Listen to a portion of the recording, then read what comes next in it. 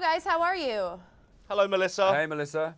I saw the film last night, and it was absolutely hilarious. I'm trying to watch my mouth here because I want to say how awesome it really is. But how did you come up with the idea of essentially a smart-assed alien movie?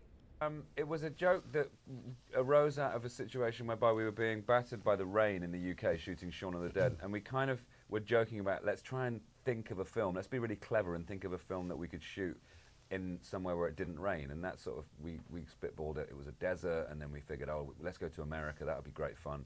Let's make it Nevada. Then we were an alien country, so it became an alien, and we had to be two British tourists, obviously, because we didn't want to, you know, spend lots of energy doing American accents.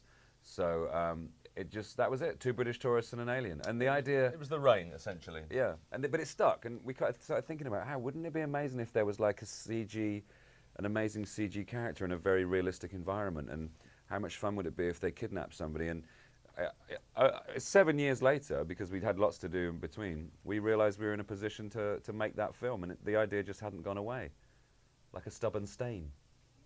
Now, with you both being writers, is it harder to play a character that you've written for yourself, or a character essentially that somebody else has come up with?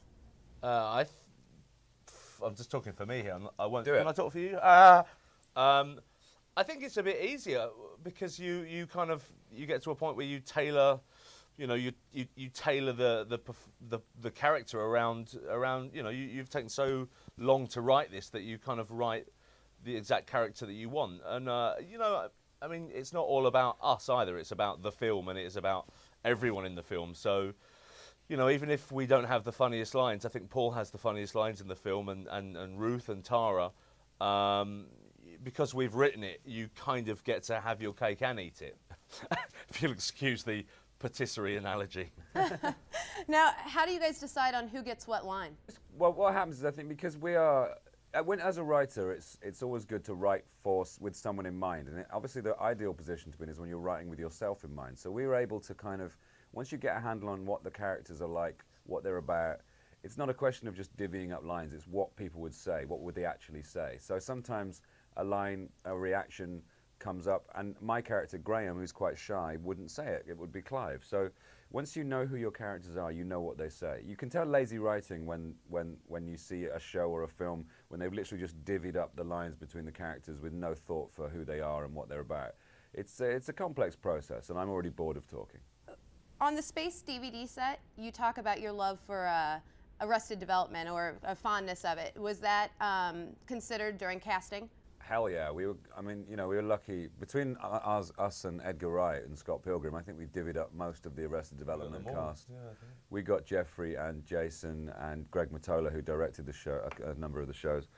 That was a superb comedy. We're big fans of American comedy, and to get to work with people like Jason and Jeffrey, I mean, it was like a dream come true. They're fantastic actors. We're big Sanders fans as well, you know. Yeah. And so to actually get to work with Jeffrey Tambor was also a wonderful dream.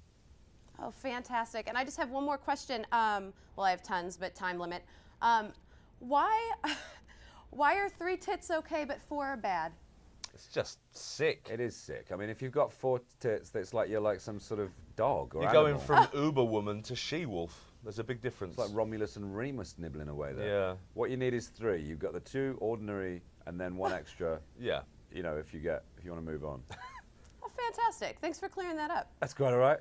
You'd have to clear it up. Well, okay. Well, I thank you guys so much for your time. Thank you so much. Thanks, the movie Melissa. is fantastic. Thanks, Melissa. All I love to St. Louis. Thank you so much.